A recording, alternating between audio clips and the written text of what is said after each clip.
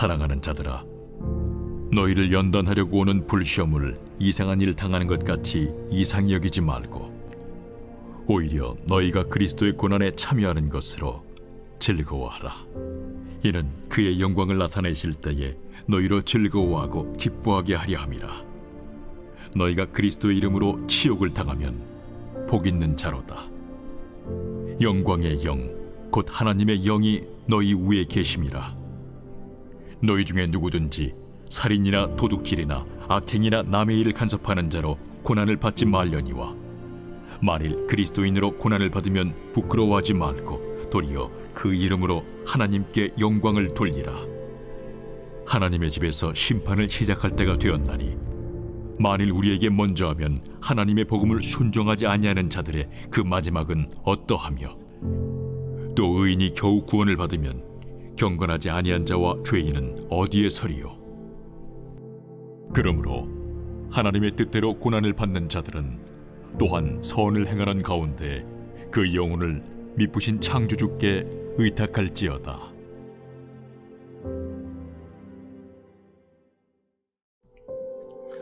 사랑하는 근숙가족 여러분, 평안하시죠? 엄청난 추위가 지나가고 있습니다. 여러분 건강 유의하시고 영육간에 강건하시길 빕니다. 오늘도 하나님의 말씀 앞으로 나아가 우리를 향하신 하나님의 마음과 뜻을 함께 나누겠습니다. 자, 오늘 나눌 말씀은 베드로전서 4장 12절에서 19절의 말씀입니다.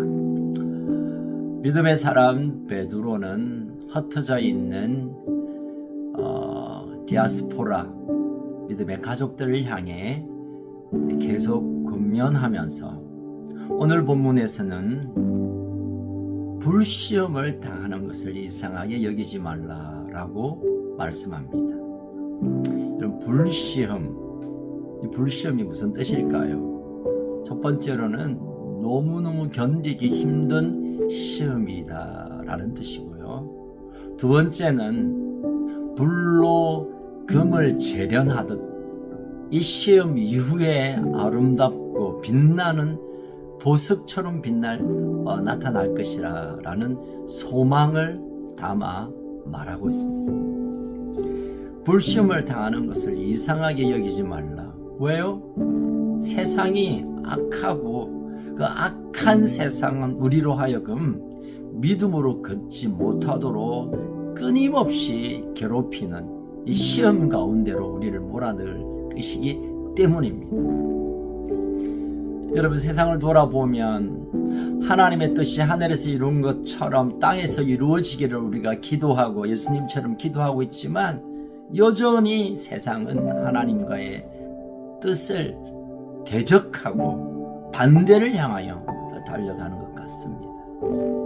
그래서 우리는 이 세상에 맞서서 하나님의 뜻을 붙들고 하나님을 신뢰하며 하나님이 이 땅의 왕이심을 포기하지 않는 이 시험의 끝자락까지 나아가야 할 충분한 이유가 있는 것입니다.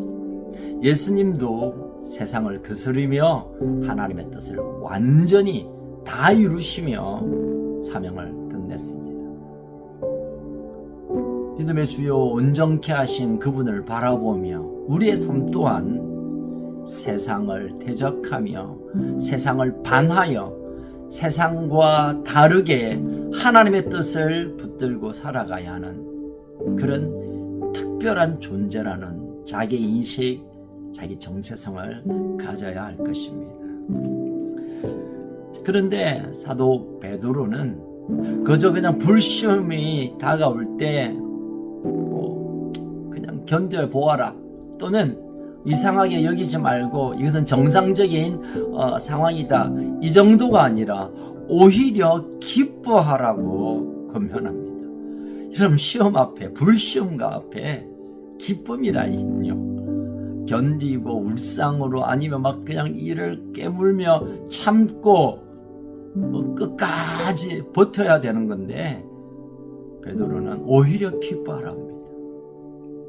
실성해서 기뻐하는 게 아니라 이 기쁨 이후에 놀라운 결과가 기다리고 있다는 것을 소망하는 그 마음을 일으키고 있습니다. 왜? 그리스도의 고난에 참여하는 것은 그리스도의 영광에 동참하는 것이 이미 준비되어 있기 때문에, 그래서 불시험을 만날 때 견뎌야 하긴 하지만 오히려 기뻐하며 더 적극적으로 그 불시험을 통과하라고, 돌파하라고 권면하고 있는 것이죠.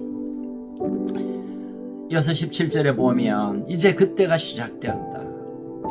여러분, 신앙은 때를 아는 것으로부터 지혜로운 선택을 하게 됩니다.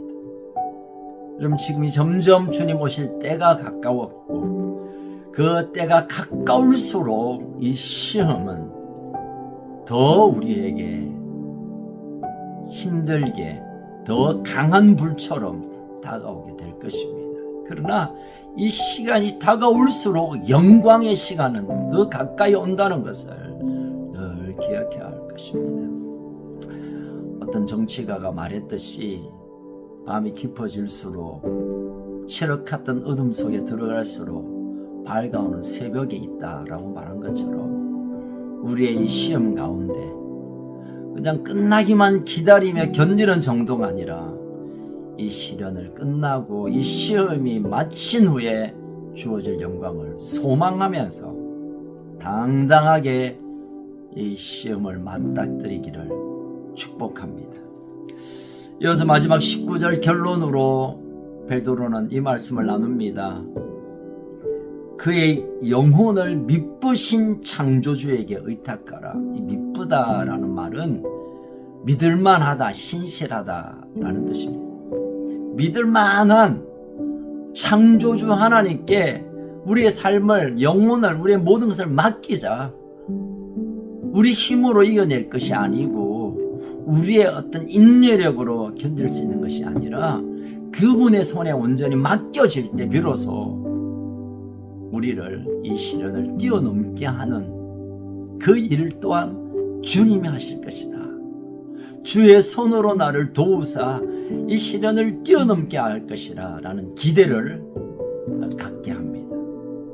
사랑하는 가족 여러분, 우리 앞에 있는 고난, 물론 우리의 어떤 끈기로 버텨야 할 영역이 있겠지만, 그러나 우리 힘으로 이 시련을 이길 수 없습니다. 우리의 영혼을 붙들고 계시는, 이미 이 모든 전쟁을 이겨놓고 계시는 그분께 의탁하고 신뢰하고 의지하고 의뢰하고 맡겨드림으로 그분이 이루시는 것과 함께 우리가 그 이름을 경험하는 자리에 가는 이 놀라운 비밀을 우리 마음으로, 우리 온 삶으로 깨닫고 그것을 누리기를 축복합니다. 날씨가 추워지면서 우리의 마음이, 우리 영이 이렇게 다치려가는 아픔이 있습니다. 이럴 때일수록 더 하나님께 우리의 삶을 의탁하며 우리의 삶을 그분 앞에 내어드리며 주의 손으로 우리를 도우실 것을 소망하며 오늘도 넉넉히 이기는 복된 하루가 되시기를 주의 이름으로 축복하며 축원합니다. 살아계신 하나님 아버지 감사합니다. 오늘도 참 견디기 힘든 하루가 시작되는 이때 추위뿐만 아니라 우리의 신앙적인 영역에 불시험과 같은 일들이 이미 시작되었고 또 찾아올 텐데, 하나님이 시험들을 견뎌내는 정도가 아니라 이 이후에 주어질 그 영광을 바라보며 오히려 기뻐하며 대적하고 그리고 돌파할 수 있도록 우리를 도와주시옵소서. 우리 힘으로, 우리의 의지로, 우리의 능력으로 감당할 수 없기에 우리의 온 영혼을, 이 온 세상을 만드신 하나님 창조주 아버지께 의탁합니다. 우리를 붙드시고 이끄시고 보호하시고 온전케 하여 주옵소서. 특별히 우리 큰습 가족들 어디에 있든지 간에 이 어려운 겨울을 잘 견뎌낼 수 있도록 하나님 따뜻한 은총을 부어 주옵소서. 오늘도 우리와 동행해 주실 예수 그리스도 이름으로 기도합니다. 아멘. 여러분 오늘도 승리하는 복된 하루 되시기를 축복합니다.